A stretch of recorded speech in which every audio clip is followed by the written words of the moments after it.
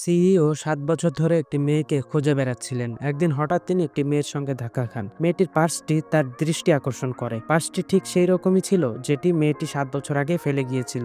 CEO সঙ্গে সঙ্গে তার সহকর্মীকে মেয়েটিকে খুঁজে বের করার নির্দেশ দেন। অল্প সময়ের মধ্যেই সহকারী মেয়েটির বাড়ির সন্ধান পায়, কিন্তু সেখানে শুধু তার এক বান্ধবী ছিল। সহকারী পার্সটি বের করে জিজ্ঞেস করলো এটি কার, এবং বোঝালো যে এর মালিক সেই ব্যক্তি যে ৭ বছর আগে সিইওর জীবন বাঁচিয়েছিল। ওই নারী সিইওকে বিয়ে করে ধনী জীবনযাপনের সুযোগ হাতছাড়া করতে চাননি, তাই তিনি মিথ্যা বললেন এবং দাবি করলেন যে পাঁচটি তারই। সহকারী তাকে সিইওর বাড়িতে যাওয়ার প্রস্তুতি নিতে বললেন। কয়েকদিন পর সেই নারী অবশেষে সিইও তাকে নিতে আসবেন এই অপেক্ষা করতে লাগলো।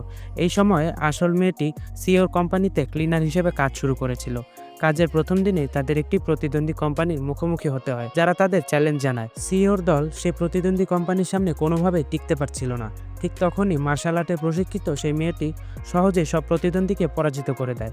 এতে মুগ্ধ হয়ে সিইও তাকে $২০,০০০ পুরস্কার দেন। মেয়েটি এতটাই উচ্ছ্বাসিত হয়ে পড়ে যে সে ভুলবশত সিইওর বাহুডোরে পড়ে যায়। লোকটি কি আসলে মেয়েটিকে চিনতে পারবে? জানতে হলে ভিডিওতে লাইক করে চ্যানেলটি সাবস্ক্রাইব করুন।